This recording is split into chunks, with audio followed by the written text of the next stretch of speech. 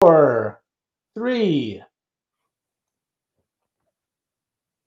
Hey, my name is Dan Pontefract. Last name, Broken Bridge. I'm trying to be the opposite of my last name. I'm trying to build bridges. I'm the author of Lead Care Win, How to Become a Leader Who Matters. My favorite and best advice I ever got was both good and bad.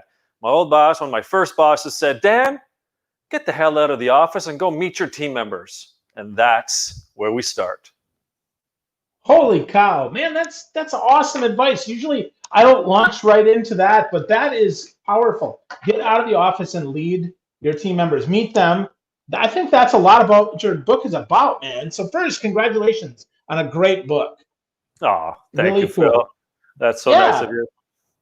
Well, it's true. It's true. So, and it's what's interesting to me is it's such common sense and so often undone. So tell me, after your boss said that, like what changed, man, when you actually got out there? Like what was different? What shifted in your brain? So the context is this. So I am just about 30 years old. I've come from higher ed. So for the last 5 or 6 years, I was working with adults, but I was, in a public sector organization that was local. It was just dealing with people in Vancouver, British Columbia, Canada, where I resided at the time.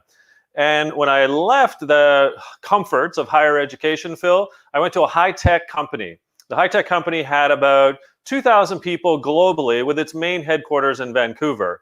And so the boss, whom I had, basically, we both started the same day. So about a month in, he came from Washington, D.C., moved to Vancouver to be the VP of Services, and I was the company's Director of Training and Education Services. So Eric pulls me in and he says, you've been here about a month now, right? I said, yeah. He's like, yeah, me too. Have you noticed anything? I said, he said, have I been here for 4 weeks straight? I said, no, actually, you've had a couple trips, and yeah. And he says, well, what about you? I said, what do you mean? He says, well, you have team members around the world. How come you haven't been on a plane yet? And it didn't dawn on me, to be honest, Phil, back then in 2002, that I should be getting up out of my desk and cubicle and office to ultimately go to Denver and to Florida and to the UK and to Paris to actually say hello face to face. I know it sounds odd, like why wouldn't I do that? But it was me stuck in what was an old way. And it sort of reminds me of the adage that has come to me before, and I'm sure you've got this feedback before. What got you here is not going to get you there.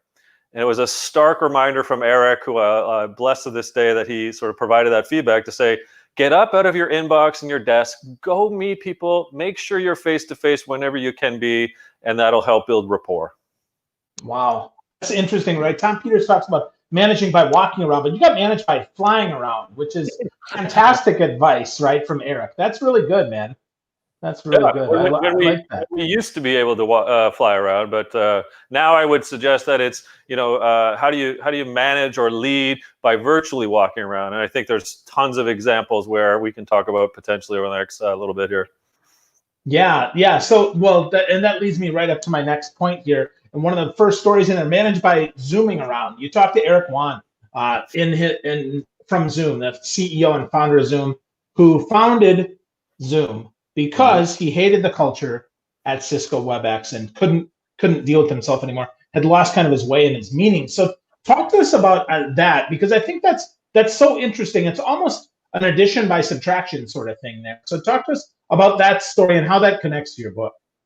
So here, Eric is such a wonderful, loving man, first and foremost. So, raised in China, immigrated to the Valley, and immediately kind of worked with a bunch of friends, I guess, right? And they conjured up WebEx.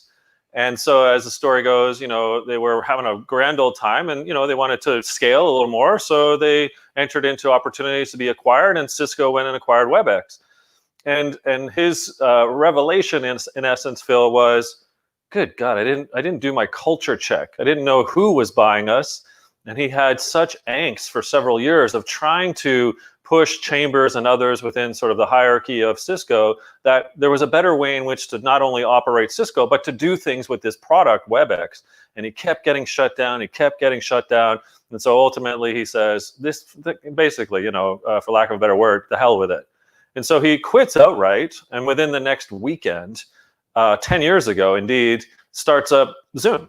And he thought, the best way in which to repel against a bad culture, of which he had inherited through the Cisco acquisition, was to create a culture from scratch that was caring, loving, engaging, open, transparent, collegial, collaborative, fill all those great adjectives in as you will.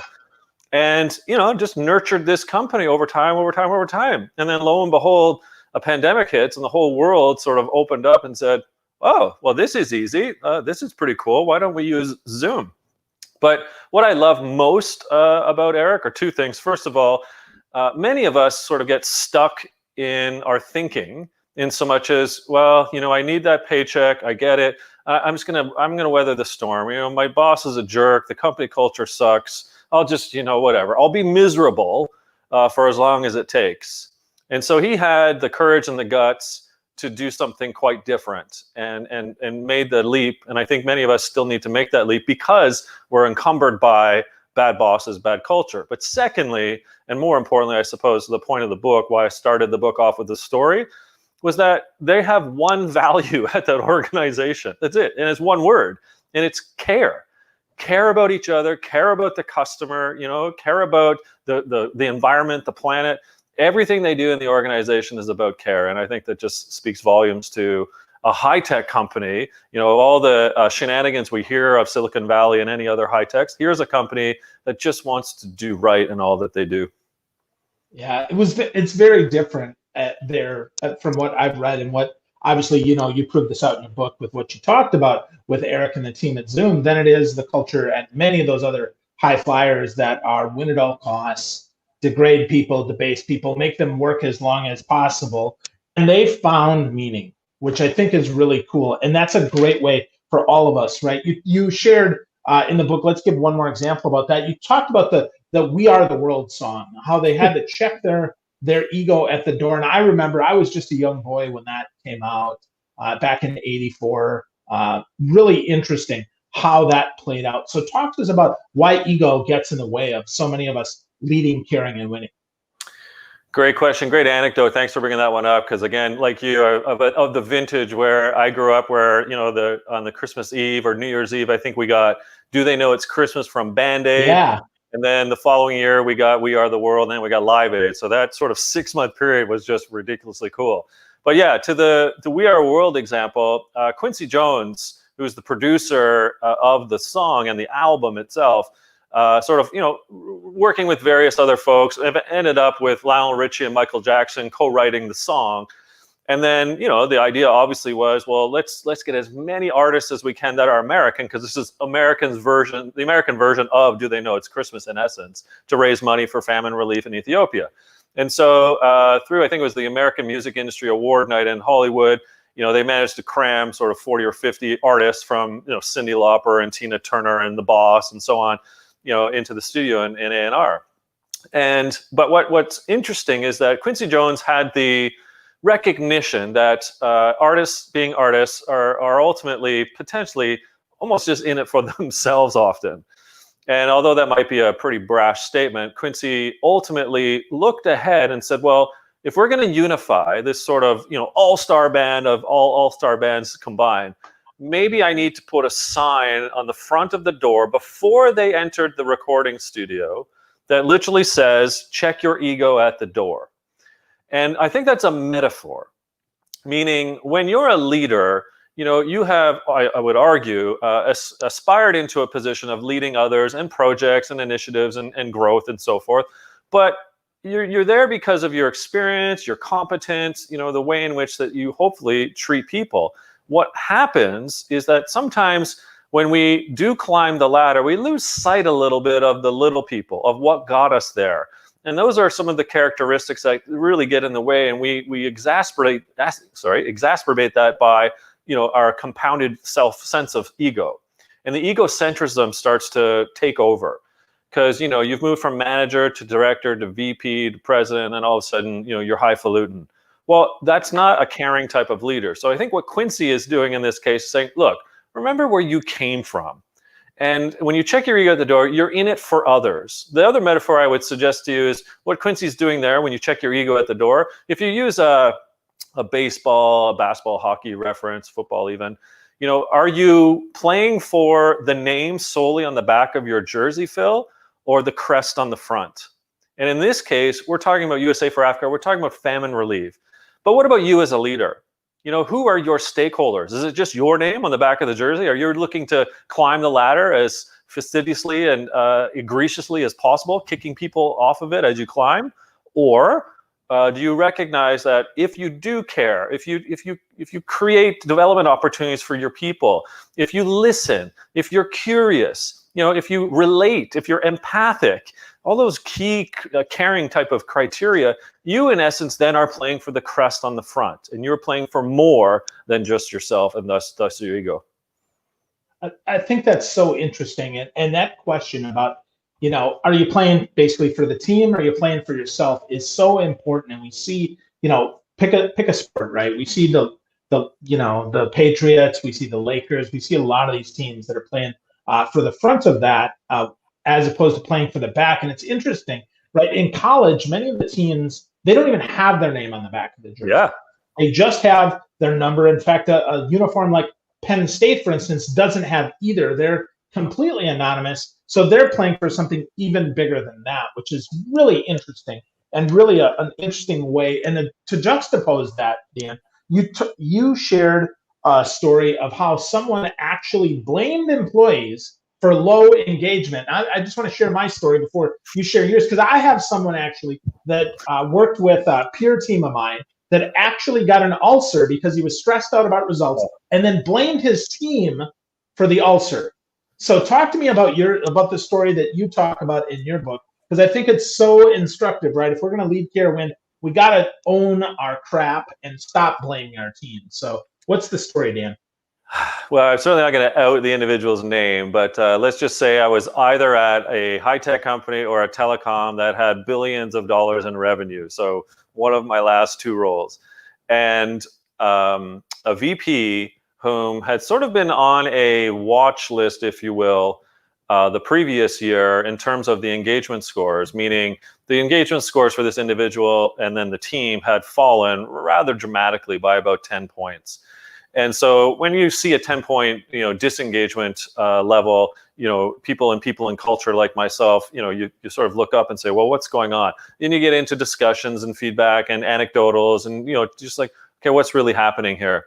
And so, with some coaching and some obvious leadership development that's happening to help this particular vice president, subsequent to that, the next year rolls around.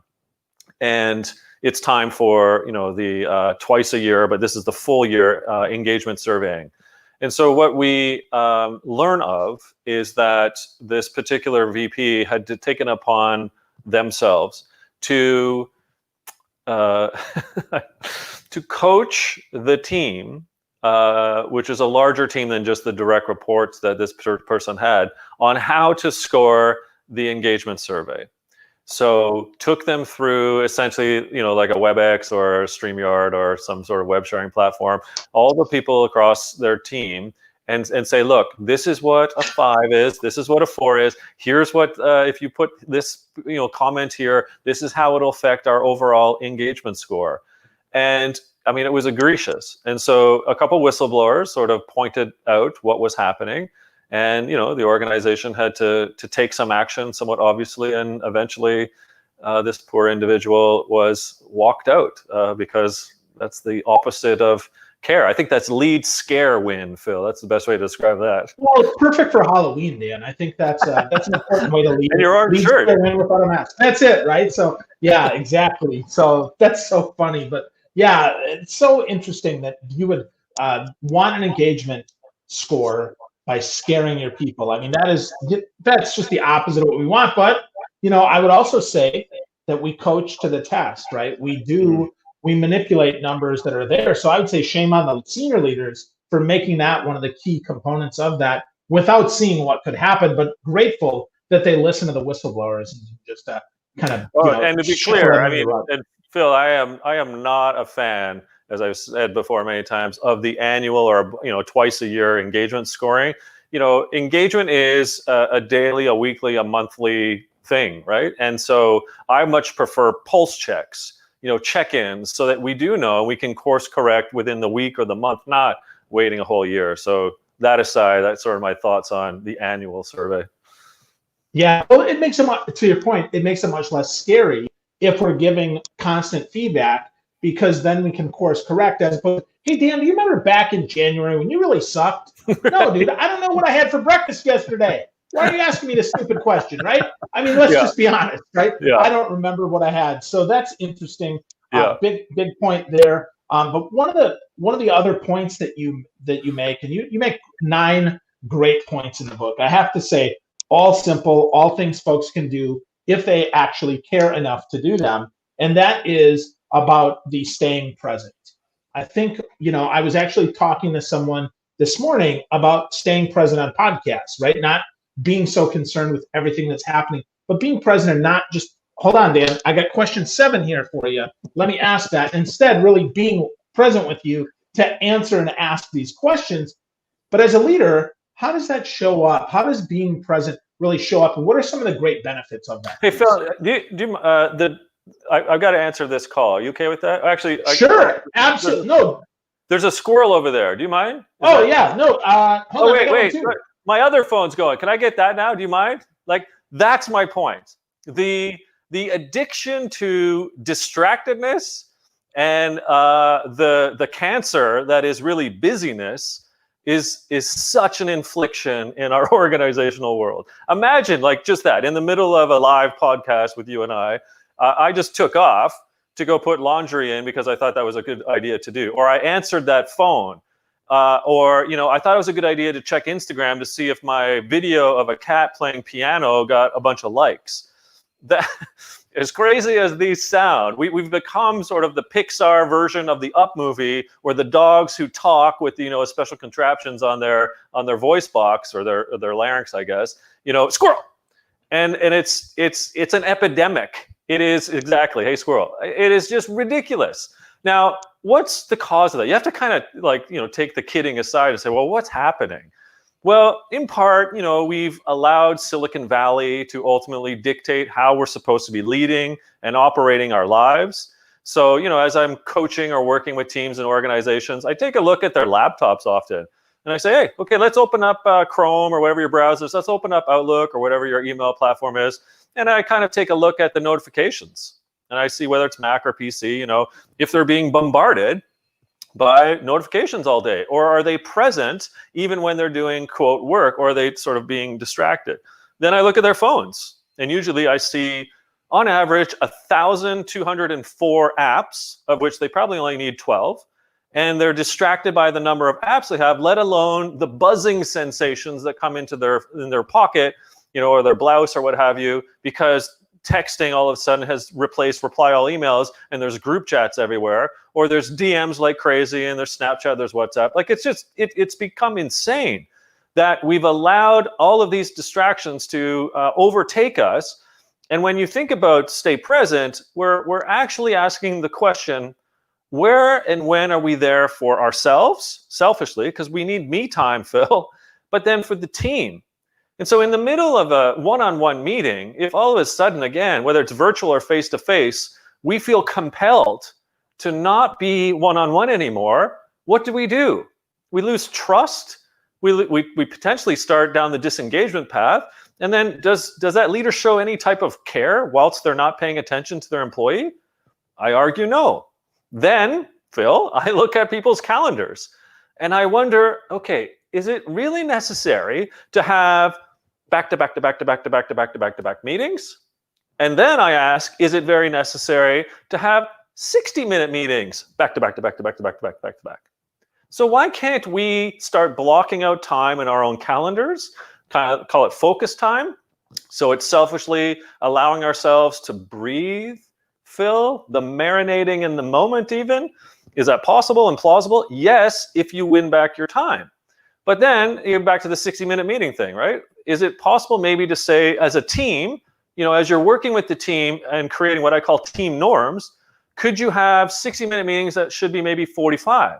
Should 30-minute meetings be 25? I'm not against meetings. I'm against the zaniness of which how many there are, and if we know if they're effective or not, and then how long they actually durate.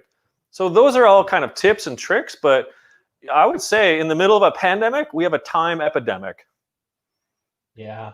And we have to really understand, what are we trying to accomplish here? Are we just meeting to meet? Or are we meeting for purpose? Do we have an agenda? Are we talking about things that need to be discussed? Or are we just regurgitating information and just sharing stuff that needs to be shared? I think those are really good points that definitely rob us from being present. I like your point about notifications, especially, Dan. I have like 4 things on my phone that interrupt me. That's it, right? That's it. Everything else, no notification. And I think this is important, they also don't add up the little number, so my OCD doesn't kick in. Because that's really important, right? Because if it doesn't notify, but I look at it, oh my gosh, 27 notifications, I gotta jump on this now. Or in between, hold on, Dan, I think somebody just no, man, that's not right. That's just the opposite of presence. So that's really good. Really, you know what? You sort of triggered something else, which I wanted to make mention of, and that is the meetings to plan for the meeting to plan for the meeting. So when you have, there's a big kahuna coming in from some organization, and it's all of a sudden you've got 3 prep meetings to have the meeting. Sometimes you just got to trust your team a little more to kind of go with the flow, and that they'll figure it out. Stop the hierarchical making sure that everything's going to be kosher in the meeting, so to say. Yeah, for sure. But that really starts with another point that you make in the book, and that is, how do I want to be thought of when I leave the room? And I think that's important, right? If I'm going to have a meeting, I know that everybody in that room, all of that time is invested. So I need to really think about, so how do I want to be thought of when I leave the meeting? And I love the example you gave of Prince, who actually wasn't even in the room. So talk us through that and why that's so important, Dan. Yeah. So we'll come to the Prince example, but the point of how do you want to be known when you leave a room is ultimately a question of meaning, of purpose, of why are you there as a leader. So if, for example, you show up at a meeting one-on-one, or just your general demeanor as you're walking through hallways or Zoom meetings or what have you, is a bit of, a narcissist or a sociopath or a bully or I don't care, je ne care pas, if you're French, attitude, it doesn't go well for you and your engagement, your team, your culture, and anyone really trusting you, for them to then go above and beyond the call of duty, even potentially just to do their jobs.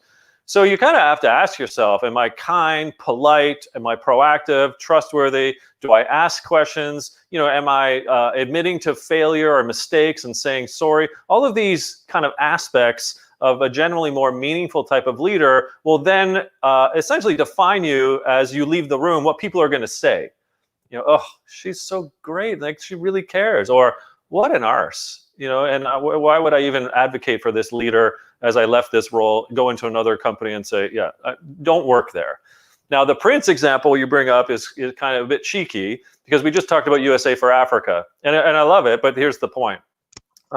People, I wondered why Prince wasn't in the room when all those artists came together. It's Prince. This is like mid-'80s. Purple Rain is out. Quincy Jones obviously knows and had worked with Prince. There was the sort of the potential partnership to have Michael Jackson and Prince together.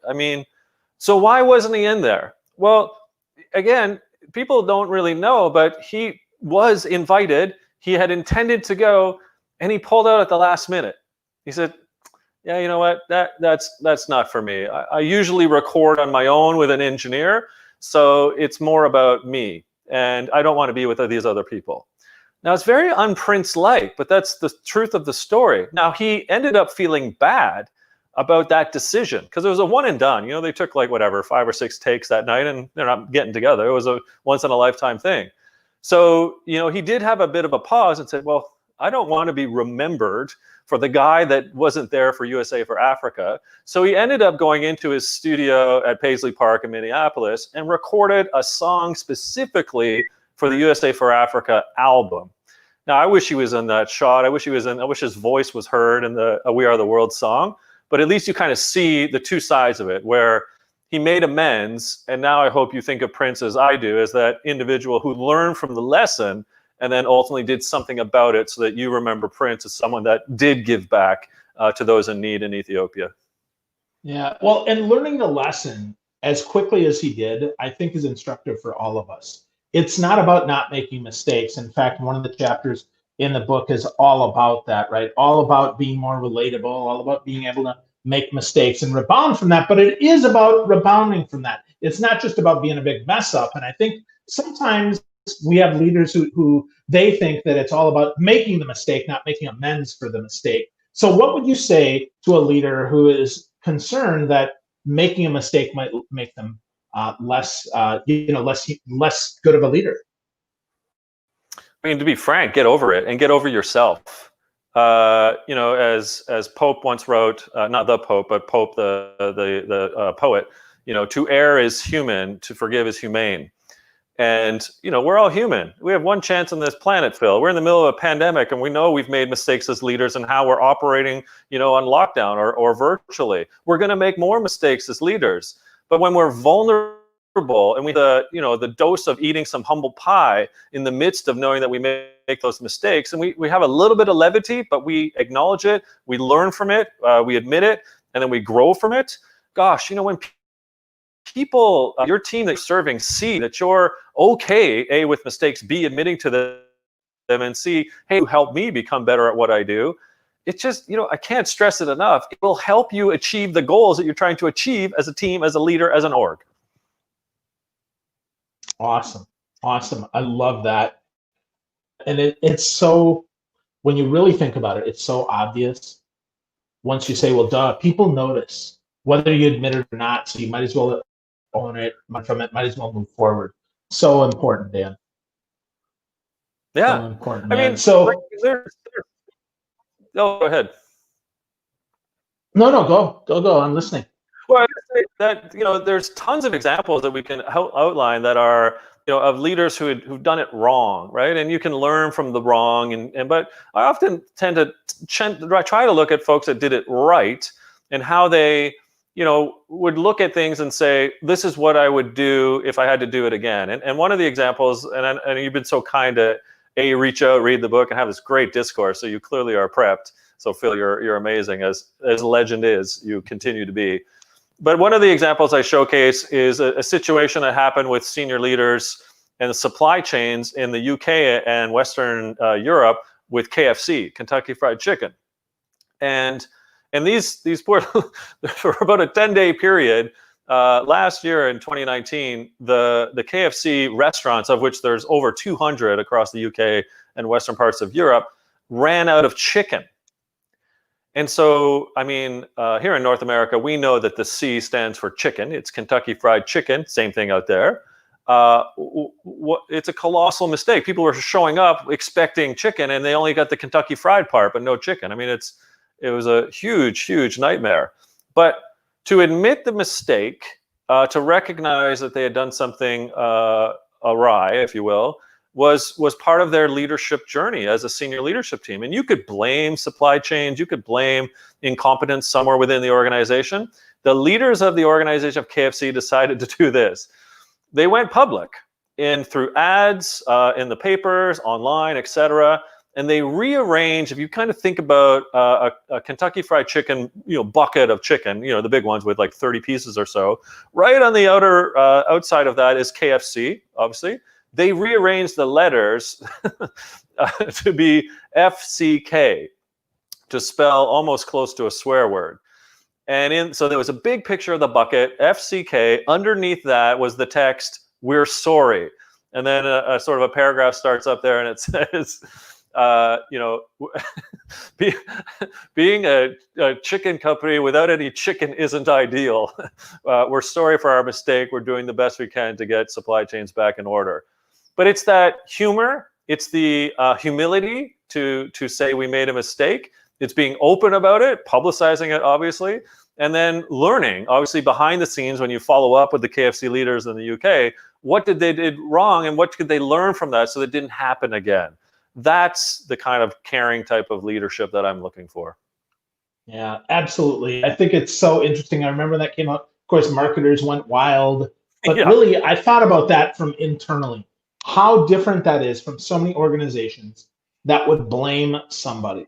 They would find a scapegoat instead of owning their mistake. And I just love that example. And I think that leads us to the last point that I want to discuss, Dan, and that's the last point in your book. which for me is one of my favorite ones, and that's about championing others. I really think that more leaders need to do a better job of championing others instead of being credit stealers. So talk to us about that and give us an example of how championing others actually plays out as a leader, please. Yeah, so it's part being humble. It's deafening your power and saying, you know, we're here for each other. I'm here to champion you. And so to champion others is a bit empathy as well. It's like, well, how might I put my head into your head and what you're thinking, my heart into your heart and what you're feeling, and how might I do something about that? So let's go with an example with tennis. In 2019, in July, there was the Canadian Women's Open Final that matched up my country's Bianca Andreescu versus your country's Serena Williams. And it was 3-1. It's at the break. They're having a bit of a, the water break. And you hear the umpire call, and I watched this live. The umpire says, Williams, match abandoned. And so Andreescu, who's, 18 years younger than Williams, and you would probably think, and looking up to her as an idol, gets up, rushes over to Williams, kneels down as if bowing to the queen of tennis, and arguably the best tennis player ever. And the cameras overheard what she said. It was, oh my gosh, are you okay? How can I help? What's wrong? Not, I'm going into the middle of the court and celebrating because I'm the first Canadian in 50 years to win the Canadian championship on Canadian soil. She went over to champion the cause, ultimately, of Serena. Now, incidentally, when the match was 30 minutes later giving out the trophies, both of them, you go to YouTube and watch this, both of them only really waxed lyrical about each other. So even in defeat, Serena, who really never has much good to say about opponents, was only waxing goodness about the kindness and generosity of Bianca and how she's going to be, a tennis champion for years to come. And vice versa, Bianca to Serena, suggesting that she is the one in which that so many girls of so many different races, etc., are looking up to her as a way in which to push through.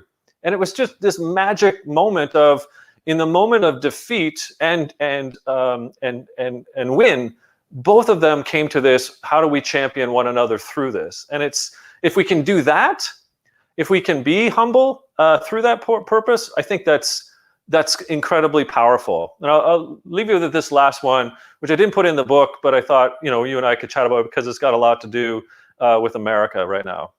And that is the story of Sam Rayburn, who for 17 years was Speaker of the House of Representatives. And as you know, that's essentially third in command in the US. And so as the story goes, Mr. Rayburn was up in the morning and was notified at his home that one of the Washington Press Pool reporters had tragically lost their teenage daughter in an accident the night before. And so Rayburn goes over to the house of where this family resided in Washington and knocks on the door and says, and obviously the reporter knew it was Rayburn, and said, sir, thanks for coming. He's like, I just wanted to pay my condolences. And before he could finish, he asked the reporter if they had had their morning coffee or breakfast. And the reporter sort of chimed in and said, well, actually, no, we've just been grieving here. So Rayburn pushes through the door, goes to the back of the house, and starts making coffee and breakfast. Now, at some point between that exchange, as legend goes, the reporter recognizes the fact that, having access to the meeting agendas of all the senior politicians in Washington, stops Mr. Rayburn and asks him, wait, sir, I thought you were supposed to be at the White House for breakfast this morning. And Rayburn, without skipping a beat, says, I was. So I phoned the president in advance and told him I wasn't coming because a friend was in need. And that's championing others, Phil. That's taking your power, lifting up the rug, shoving it underneath, and saying, how am I here to champion you for whatever you need in this moment? Wow. Wow. That's a great example of that for sure, man. So the book is great, Dan. Congratulations once again, my friend, on a great book. Lead, Care, Win is the book. You got to get to know Dan more at leadcarewin.com. He's got some great assessments, some great tools. Go check it out. Get a copy. It's super simple. 9 things you can do. Dan, thank you so much for spending time with us. Thank you for caring enough to send me a book, and thank you for just being you, man. I appreciate you. Right back at you. Quid pro quo, Phil. Keep doing what you're doing. So many people are learning from your expertise and the way in which you get people into these sessions. Thank you for being you, Phil. My pleasure. Thanks, everyone, for listening, for watching, and for being part of this. Have a great day, everyone. Lead